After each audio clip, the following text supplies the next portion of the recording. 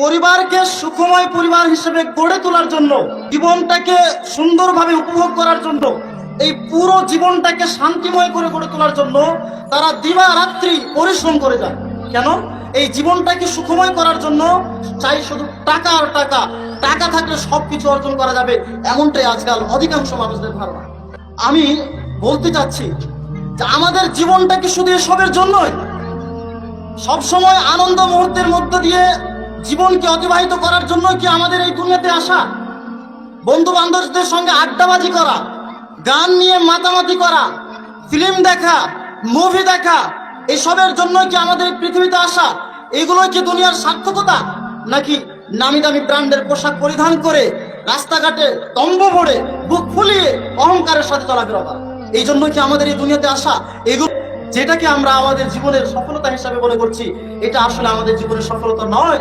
বরং রাসূলুল্লাহ সাল্লাল্লাহু আলাইহি ওয়াসাল্লাম তিনি বলছেন যে এই সকল শ্রেণীর মানুষরা হচ্ছে আমার উম্মতের সবচেয়ে নিকৃষ্ট অংশ। উদ্দেশ্যহীন কর্ম কোন বুদ্ধিমান সম্পন্ন ব্যক্তি হতে পারে না।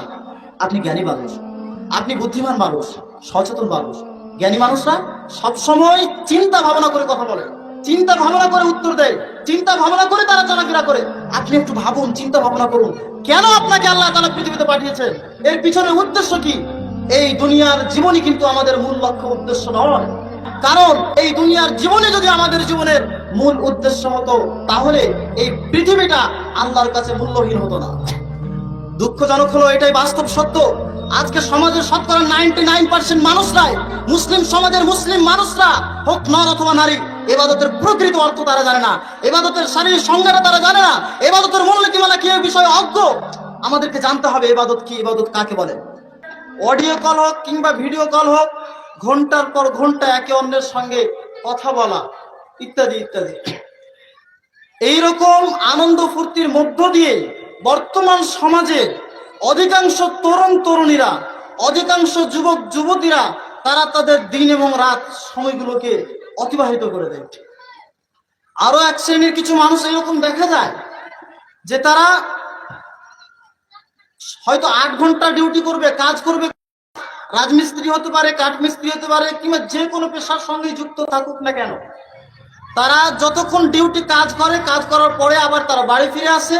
বাড়িতে সন্ধ্যার সময় হয়তো বাড়ি ফিরে আসলো, খাওয়া দাওয়া করে আবার বাইরের দিকে চায়ের দোকানে বসে, পানের দোকানে বসে বন্ধু বান্ধবদের সঙ্গে ঘোরাফেরা করে, আড্ডাবাজি করে, গান শুনে, মুভি দেখে, ফিল্ম দেখে গুরুত্বপূর্ণ সময়গুলোকে তারা নষ্ট করে দেয়। আরো এক শ্রেণীর মানুষ আছে যাদেরকে আমরা দেখতে পাই যে তারা সাংসারিক জীবনের সঙ্গে সম্পর্কযুক্ত, বিয়ে করেছেন, তাদের সন্তান সন্ততি হয়েছে, ছেলে মেয়ে হয়েছে, পরিবার হয়েছে। এই পরিবারকে সুখময় পরিবার হিসেবে গড়ে তোলার জন্য, জীবনটাকে সুন্দরভাবে উপভোগ করার জন্য, এই পুরো জীবনটাকে শান্তিময় করে গড়ে তোলার জন্য তারা দিবারাত্রি পরিশ্রম করে যায়। কেন? এই জীবনটাকে সুখময় করার জন্য চাই শুধু টাকা আর টাকা। টাকা থাকলে সবকিছু অর্জন করা যাবে, এমনটাই আজকাল অধিকাংশ মানুষদের ধারণা। সম্মানিত উপস্থিতি, পর্দার অন্তরালে মা এবং বোনেরা, আমি বলতে চাচ্ছি যে আমাদের জীবনটা কি শুধু এসবের জন্যই? সবসময় আনন্দ মুহূর্তের মধ্য দিয়ে জীবনকে অতিবাহিত করার জন্য কি আমাদের এই দুনিয়াতে আসা? বন্ধু বান্ধবদের সঙ্গে আড্ডাবাজি করা, গান নিয়ে মাতামাতি করা, ফিল্ম দেখা, মুভি দেখা, এসবের জন্য কি আমাদের পৃথিবীতে আসা? এগুলো কি দুনিয়ার সার্থকতা? নাকি নামি দামি ব্র্যান্ডের পোশাক পরিধান করে রাস্তাঘাটে তম্ব ভরে বুক ফুলিয়ে অহংকারের সাথে চলাফেরা করা, এই জন্য কি আমাদের এই দুনিয়াতে আসা? এগুলো কি আমরা ভাবছি যে এই দুনিয়ার সফলতা? এই জন্যই কি আমরা ভাবছি যে এটাই দুনিয়ার সার্থকতা? না, এটা হতে পারে না। বরং আমাদের এই ধরনের যাদের স্বভাব, এই ধরনের যাদের মানসিকতা, তাদের ব্যাপারে রাসূলুল্লাহ সাল্লাল্লাহু আলাইহি ওয়াসাল্লাম বলেছেন যে অচিরেই আমার উম্মতদের মধ্যে এমন এক শ্রেণীর লোকের আগমন ঘটবে যারা প্রচুর প্রাচুর্যের মধ্যে, ধন সম্পদের মধ্যে তারা জন্ম নেবে, এবং তাদের সকল প্রচেষ্টার মূল লক্ষ্য এবং উদ্দেশ্য হবে সুন্দর পোশাক পরিধান করা, রকমারি খাবার গ্রহণ করা, এবং রাস্তাঘাটে তারা বুক ফুলিয়ে অহংকারের সাথে চলাফেরা করবে। রাসূলুল্লাহ সাল্লাল্লাহু আলাইহি ওয়াসাল্লাম বলছেন এরা হচ্ছে আমার উম্মতের সবচেয়ে নিকৃষ্ট অংশ। তাহলে যেটাকে আমরা আমাদের জীবনের সফলতা হিসাবে মনে করছি, এটা আসলে আমাদের জীবনের সফলতা নয়, বরং রাসূলুল্লাহ সাল্লাল্লাহু আলাইহি ওয়াসাল্লাম তিনি বলছেন যে এই সকল শ্রেণীর মানুষরা হচ্ছে আমার উম্মতের সবচেয়ে নিকৃষ্ট অংশ। সম্মানিত উপস্থিতি, তাহলে আল্লাহ তাআলা আমাদেরকে কেন পৃথিবীতে পাঠিয়েছেন? 60-70 বছর 100 বছর সময় আমাদেরকে দিলেন কেন? অবশ্যই এই পৃথিবীতে আসার কোনো উদ্দেশ্য তো আছে। উদ্দেশ্যহীন আল্লাহ তাআলা আমাদের কিন্তু পৃথিবীতে পাঠাননি। আমাদেরকে মনে রাখতে হবে উদ্দেশ্যহীন কর্ম কোন বুদ্ধিমান সম্পন্ন ব্যক্তির হতে পারে না। যার মধ্যে জ্ঞান বিবেক বুদ্ধি আছে সে যে কোনো কাজ করুক না কেন তার পিছনে কোনো না কোনো উদ্দেশ্য থাকবে। উদ্দেশ্যহীন কাজ কারা করে? যারা পাগল, যারা নির্বোধ, যাদের বিবেক বুদ্ধি নেই, হিতাহিত জ্ঞান নেই, এই শ্রেণীর লোকেরা উদ্দেশ্য ছাড়াই তারা কাজকর্ম করে, চলাফেরা করে, তারা জীবনটাকে কাটিয়ে দেয়। কিন্তু যারা বুদ্ধিমান মানুষ তারা কখনোই উদ্দেশ্যহীন কখনো কোনো কাজ করে না। সেখানে আল্লাহ তাআলা যিনি আমাদের সকলের স্রষ্টা, যিনি আমাদেরকে সৃষ্টি করেছেন, তিনি কখনোই কোনো রকম ভাবে আমাদেরকে উদ্দেশ্যহীন করে যে পৃথিবীতে পাঠিয়েছেন এমনটা হতে পারে না। আল্লাহ তাআলার ব্যাপারে এমন ধারণা আমরা করতে পারি না। সম্মানিত সুধী, আপনাকে একটা উদাহরণ দিয়ে বলতে চাই। উদাহরণটা দিলে আপনি হয়তো বুঝতে পারবেন এবং বিষয়টা আপনার কাছে আরো স্পষ্ট হয়ে ফুটে উঠবে। একটু বিষয়গুলোকে, কথাগুলোকে মনোযোগ দিয়ে শোনার জন্য অনুরোধ করছি। আপনি যদি বিষয়টাকে মনোযোগ দিয়ে শুনেন তাহলে আলোচনা শুনতেও ভালো লাগবে এবং আমি আশাবাদী আপনি কিছু না কিছু আপনি এখান থেকে উপকৃত হতে পারবেন। সম্মানিত উপস্থিতি, একটা উদাহরণ দিই। মনে করুন আপনি 4 চাকা গাড়ি নিয়ে বাড়ি থেকে বের হলেন। আপনি রাস্তা দিয়ে চলছেন, চলতে চলতে অনেক দূর পথ এগিয়ে গিয়েছেন। রাস্তার মাঝপথে ট্রাফিক পুলিশ দাঁড়িয়ে গেছে, আপনাকে থামানো হলো। সেই ট্রাফিক পুলিশ আপনাকে দাঁড় করিয়ে দিয়ে আপনাকে জিজ্ঞেস করছে আপনি কোথা থেকে আসছেন। আপনি বললেন আমি জানি না। আপনাকে আবার জিজ্ঞেস করলো আপনি কোথায় যাবেন। তার উত্তর আপনি বললেন আমি জানি না। আবার সেই ট্রাফিক পুলিশ আপনাকে জিজ্ঞেস করলো আপনি এদিকে এসেছেন কেন, কি উদ্দেশ্যে এসেছেন, বা আপনি সেদিকে যাবেন কেন, আপনি বললেন জানি না। ট্রাফিক পুলিশ আপনাকে আবার জিজ্ঞেস করলো আপনি কেন জানেন না, আপনি গাড়ি নিয়ে এসেছেন, আপনি জানবেন না, এটা কি করে হতে পারে, আপনি কেন জানেন না। লোকটি বলল আমি যে কেন এসেছি, কেন জানি না, তাও জানি না। সম্মানিত উপস্থিতি, সেই ড্রাইভারটা, সেই গাড়ি চালক ব্যক্তিটা যদি এই রকমের কথা বলে সেই ট্রাফিক পুলিশের সঙ্গে, তাহলে বলুন তো সেই ট্রাফিক পুলিশ কি সেই মানুষটির সঙ্গে ভালো ব্যবহার করবে? তার সঙ্গে ভালো ব্যবহার পাওয়ার আশা পোষণ করতে পারে? কখনোই করতে পারে না। সেই ট্রাফিক পুলিশ কিন্তু তাকে ভালোবাসার সাথে তার কপালে চুমু খাবে না, তার উপযুক্ত একটা শাস্তির ব্যবস্থা অবশ্যই করবে। সম্মানিত উপস্থিতি, তাহলে উদ্দেশ্যহীন কাজ বুদ্ধিমান সম্পন্ন ব্যক্তির নয়। যারা বিবেকহীন মানুষ, যারা নির্বোধ, যারা পাগল, তাদের এই কাজ হতে পারে। আল্লাহ সুবহানাহু ওয়া তাআলা আমাদেরকে কেন পাঠিয়েছেন? সম্মানিত উপস্থিতি, আপনি জ্ঞানী মানুষ, আপনি বুদ্ধিমান মানুষ, সচেতন মানুষ। জ্ঞানী মানুষরা সবসময় চিন্তা ভাবনা করে কথা বলে, চিন্তা ভাবনা করে উত্তর দেয়, চিন্তা ভাবনা করে তারা চলাফেরা করে। আপনি একটু ভাবুন, চিন্তা ভাবনা করুন, কেন আপনাকে আল্লাহ তাআলা পৃথিবীতে পাঠিয়েছেন, এর পিছনে উদ্দেশ্য কি, আপনি ভাবুন। তবে তার আগে আপনাকে একটি কোরআনের আয়াত স্মরণ করিয়ে দিতে চাই। আল্লাহ সুবহানাহু ওয়া তাআলা বলছেন সূরা আল মুমিনুন সূরা নম্বর 23 আয়াত নম্বর 115 এবং 16। আল্লাহ তাআলা বলেন আফা হাসিবতুম আন্নামা খলাকনাকুম আবাসা, তোমরা কি মনে করো যে আল্লাহ তাআলা তোমাদেরকে এমনিতেই উদ্দেশ্য ছাড়াই অনর্থক তোমাদেরকে পৃথিবীতে পাঠিয়েছে? ওয়া আন্নাকুম ইলাইনা লা তুরজাউন, আর তোমাদেরকে আমার কাছে ফিরে আসতে হবে না। ফাতাআলা আল্লাহ, সেই সুমহান আল্লাহ আল মালিকুল হক, তিনি প্রকৃত বাদশা, লা ইলাহা ইল্লা হুয়া, তিনি ছাড়া আর সত্য কোনো উপাস্য নেই। রব্বুল আরশিল কারীম, তিনি তো সম্মানিত আরশের অধিপতি। সম্মানিত উপস্থিতি, যে আল্লাহ তাআলা আরশের অধিপতি, যে আল্লাহ তাআলা সমগ্র বিশ্ব জগতের নিয়ন্ত্রণ কর্তা, যে আল্লাহ তাআলা সমগ্র বিশ্বকে সৃষ্টি করেছে, সেই মহান আল্লাহ তাআলা আমাকে আপনাকে উদ্দেশ্য ছাড়াই পৃথিবীতে পাঠিয়েছেন, এমনটা হতে পারে না। আমাদেরকে আবার আল্লাহর কাছে ফিরে যেতে হবে। সম্মানিত উপস্থিতি, সময় যেহেতু খুব কম, এই জন্য বিষয়টাকে সংক্ষেপে গুটিয়ে নেওয়ার চেষ্টা করছি। সম্মানিত উপস্থিতি, এই দুনিয়া, যেই দুনিয়াকে পাওয়ার জন্য, যেই দুনিয়ায় সুখ শান্তির জীবন উপভোগ করার জন্য আমরা দিবারাত্রি হন্যে হয়ে পাগলের মতো আমরা ছুটে চলেছি, এই দুনিয়ার জীবনই কিন্তু আমাদের মূল লক্ষ্য উদ্দেশ্য নয়। এই দুনিয়ার জীবন আমাদের মূল লক্ষ্য উদ্দেশ্য হতে পারে না। কারণ এই দুনিয়ার জীবনে যদি আমাদের জীবনের মূল উদ্দেশ্য হতো, তাহলে এই পৃথিবীটা আল্লাহর কাছে মূল্যহীন হতো না। অথচ এই পৃথিবীর মূল্য আল্লাহর কাছে কিছুই না।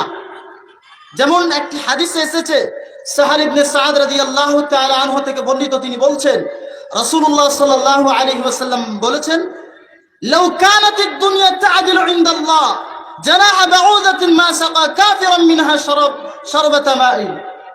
আল্লাহ রাসূল সাল্লাল্লাহু আলাইহি ওয়াসাল্লাম বলছেন, এই দুনিয়ার মূল্য যদি একটা মশার ডানার সমপরিমাণ মূল্য হতো, তাহলে পৃথিবীতে আল্লাহ তার কোন অবদ্ধ বান্দাদেরকে এক ঢোক পানি পান করতে দিতেন না। তাহলে একটু ভাবুন, যে দুনিয়াকে নিয়ে আমরা মাতামাতি করছি, যে দুনিয়াকে নিয়ে আমরা ব্যতিব্যস্ত হয়ে পড়ে আছি, যে দুনিয়ার সফলতার জন্য আমরা দিনরাত পরিশ্রম করে যাচ্ছি, এই দুনিয়ার মূল্য আল্লাহর কাছে একটা মশার ডানার সমতুল্য। মশার তো এমনিতে কোনো দামই নেই, তারপরে মশার দুইটা ডানা নয়, একটা ডানার কথা বলছে, একটা ডানার সমতুল্য এই দুনিয়ার মূল্য আল্লাহর কাছে। অথচ এই দুনিয়ার পিছনে আমরা দিবা রাত্রি পাগলের মতো ছুটাছুটি করছি। সম্মানিত উপস্থিতি, চলুন আরো একটা দৃষ্টান্ত আপনাকে দিতে চাই। একদিন কি হয়েছেন জানেন? রাসূলুল্লাহ সাল্লাল্লাহু আলাইহি ওয়াসাল্লামের জীবনের একটা ঘটনা, চমৎকার এবং খুবই শিক্ষণীয় ঘটনা। রাসূলুল্লাহ সাল্লাল্লাহু আলাইহি ওয়াসাল্লাম একদিন মদিনার বাজারের দিকে গেলেন, সঙ্গে তার সাহাবায়ে কেরামের সাথীরাও আছেন। সেই পথ চলতে চলতে যখন মদিনার বাজারের নিকটে উপস্থিত হলেন, পৌঁছালেন, রাসূলুল্লাহ সাল্লাল্লাহু আলাইহি ওয়াসাল্লাম দেখলেন পথের ধারে একটা মৃত বকরির বাচ্চা, যার কান ছোট বিশিষ্ট একটা মৃত বকরির বাচ্চা পথের ধারে পড়ে আছে। এর মধ্যে কেউ কি আছে এমন যে এই মৃত বকরির বাচ্চাটাকে 1 দিরহামের বিনিময়ে কিনে নিতে আগ্রহী? সাহাবায়ে কেরাম বললেন, ইয়া রাসূলুল্লাহ, ওয়াল্লাহি আল্লাহর কসম, আমরা এই ছাগলটাকে 1 দিরহামের বিনিময়ে আমরা নিতে রাজি নই। রাসূলুল্লাহ সাল্লাল্লাহু আলাইহি ওয়াসাল্লাম আবার বললেন, আচ্ছা তোমাদের মধ্যে কেউ কি আছো যে এই বকরির বাচ্চাটাকে ফ্রিতে নেবে, এমনিতে বিনা পয়সায়? সাহাবায়ে কেরাম বললেন, ইয়া রাসূলুল্লাহ, এই ছাগলের বাচ্চা তো মৃত, তার উপর আবার কান ছোট বিশিষ্ট, এমনিতে তো কান ছোটওয়ালা বকরি খাসির কোনো মূল্য রাখে না, তার উপর আবার মৃত, এটাকে নিয়ে আমরা কি করব? আপনি যদি ফ্রিতেও দেন তবু আমরা নেব না। তাদের উত্তর শুনে রাসূলুল্লাহ সাল্লাল্লাহু আলাইহি ওয়াসাল্লাম বললেন যে, আল্লাহর কসম, যেই বকরির বাচ্চাটার কথা আমি বললাম, এই বকরির বাচ্চাটা তোমাদের কাছে যতটা তুচ্ছ, যতটা নগণ্য, যতটা মূল্যহীন, তার চাইতো এই দুনিয়াটা আল্লাহর কাছে তুচ্ছ, নগণ্য এবং মূল্যহীন।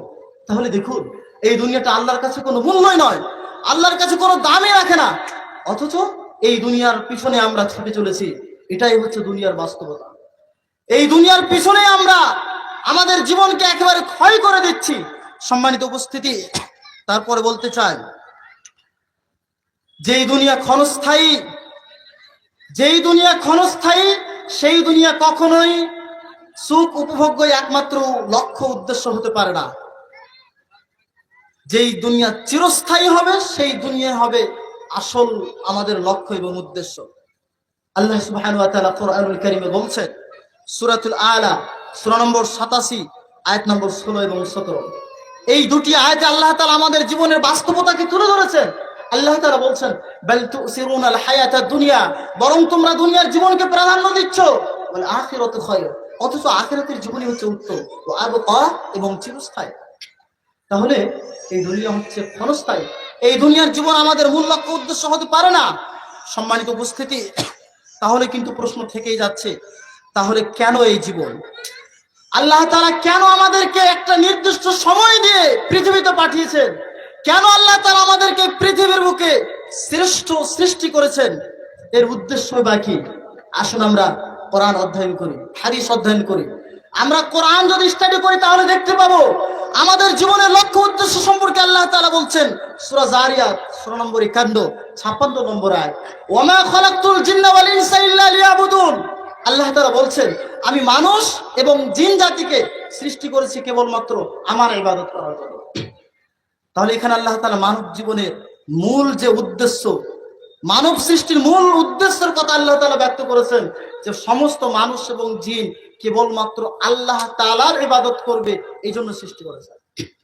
সম্মানিত উপস্থিতি, এবার আমরা আসি, যেহেতু আল্লাহ তাআলা তার ইবাদত করার জন্য আমাদেরকে সৃষ্টি করেছেন, আমাদেরকে জানতে হবে ইবাদত কি, ইবাদত কাকে বলে, ইবাদতের মূলনীতি কি, এগুলো আমাদেরকে জানতে হবে। সম্মানিত উপস্থিতি, দুঃখজনক হলো এটাই বাস্তব সত্য, আজকে সমাজের শতকরা 99% মানুষরাই, মুসলিম সমাজের মুসলিম মানুষরা হোক নর অথবা নারী, ইবাদতের প্রকৃত অর্থ তারা জানে না, ইবাদতের শারীরিক সংজ্ঞাটা তারা জানে না, ইবাদতের মূলনীতিমালা কি এই বিষয়ে অজ্ঞ। আমাদেরকে জানতে হবে ইবাদত কি, ইবাদত কাকে বলে। সম্মানিত উপস্থিতি, ইবাদত, ইবাদত শব্দের শাব্দিক অর্থই হচ্ছে বিনয় প্রকাশ করা, নম্রতা হওয়া, নম্র হওয়া, দাসত্ব প্রকাশ করা, গোলামি করা, আনুগত্য করা, আদেশ নিষেধ মেনে চলা, এটাই হচ্ছে ইবাদত শব্দের শাব্দিক অর্থ। পারিভাষিক অর্থ কাকে বলে? পারিভাষিক অর্থে বলা হচ্ছে আল ইবাদাতু ইসমুন জামিউন লিকুল্লি মা ইউহিব্বুহুল্লাহু ওয়া ইয়ারদাহু মিনাল আকওয়ালি ওয়াল আমালি আয-যাহিরা ওয়াল বাতিনা। পারিভাষিক অর্থে ইবাদত বলা হচ্ছে, ইবাদত এমন একটা সমষ্টিগত অর্থ যে প্রত্যেকটা কথা, প্রত্যেকটা কাজ যা আল্লাহ তাআলা পছন্দ করেন, হোক সেটা প্রকাশ্যে অথবা গোপনে, হোক সেটা প্রকাশ্যে অথবা গোপনে, এমন কথা এবং কাজ যেটা আল্লাহ তাআলা পছন্দ করেন সেটাই হচ্ছে ইবাদত। যার মাধ্যমে আল্লাহকে সন্তুষ্ট অর্জন করা যায় সেটাই হচ্ছে ইবাদত। তাহলে ইবাদতের পরিচয় আমরা জানতে পারলাম যে ইবাদত কাকে বলে।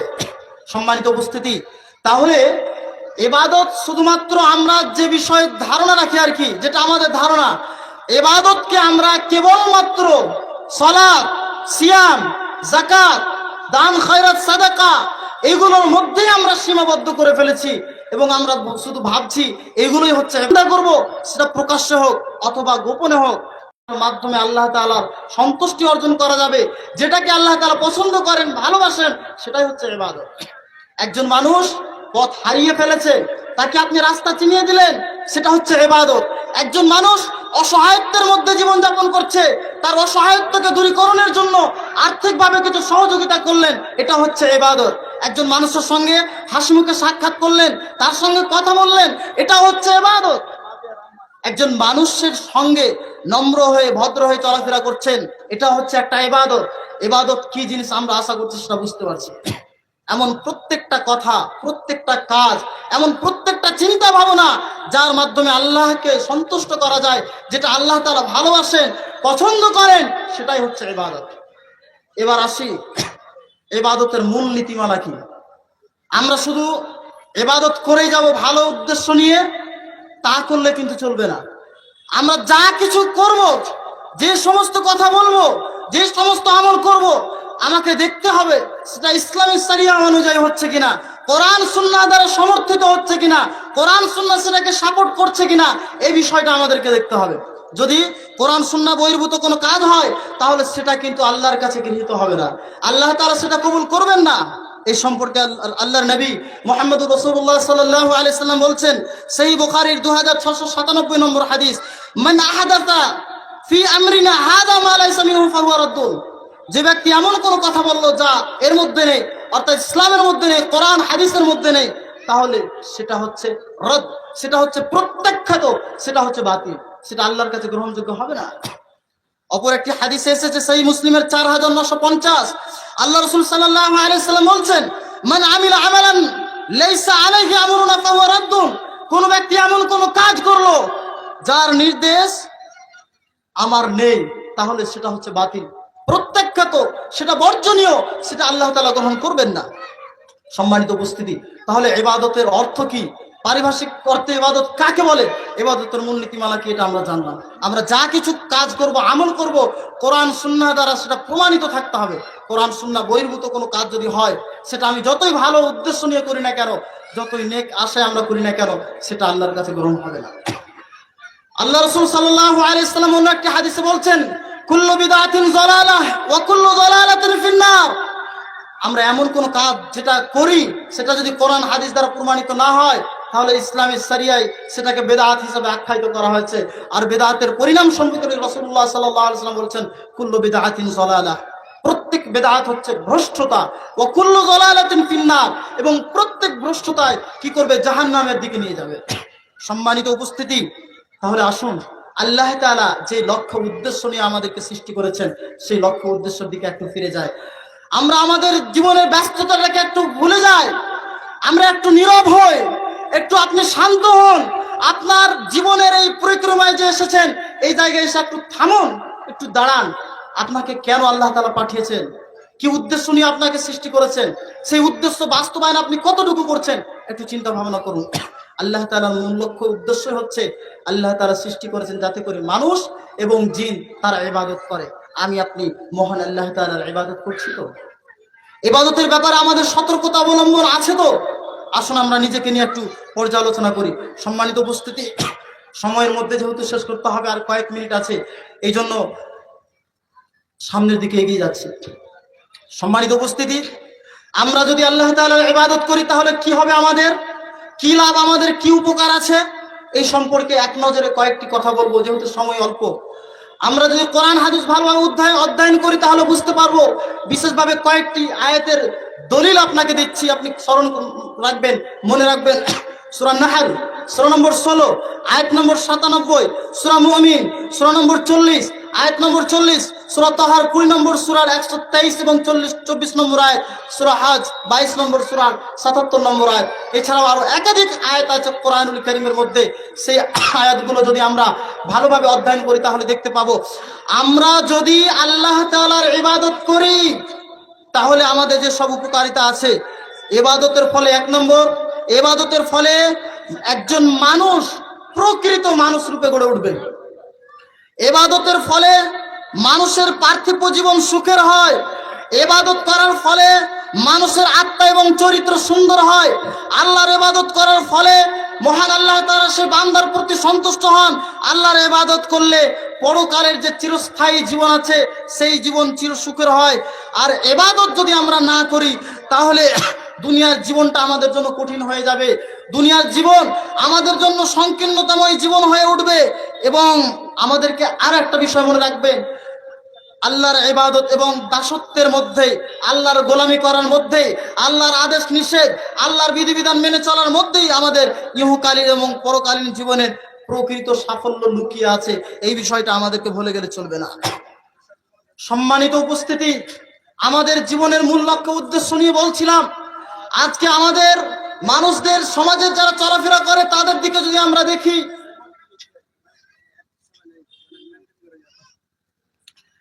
তাহলে আমরা আমাদের জীবনের মূল লক্ষ্য উদ্দেশ্য আমরা জানতে পারলাম, যে আল্লাহ তাআলার ইবাদত করা, আল্লাহর ইবাদত করতে হবে। সম্মানিত উপস্থিতি, আমরা চেষ্টা করব এবং আমাদের মূল লক্ষ্য উদ্দেশ্য আজ থেকে আমরা বানিয়ে নেব, যা কিছু হোক না কেন আল্লাহ তাআলা যে লক্ষ্য নিয়ে আমাদেরকে সৃষ্টি করেছেন, সেই উদ্দেশ্য যাতে করে আমরা বাস্তবায়ন করি। জীবনের প্রত্যেকটা ক্ষেত্রে, প্রত্যেকটা সেক্টরে যাতে আমরা আল্লাহর ইবাদত পুঙ্খানুপুঙ্খানুভাবে আমরা ভালোভাবে করতে পারি, সেই তৌফিক আল্লাহ তাআলা আমাদের সকলকে যেন দান করেন। আমিন। ওয়া আখিরু দাওয়ানা আলহামদুলিল্লাহি রাব্বিল আলামিন। আসসালামু আলাইকুম ওয়া রাহমাতুল্লাহ।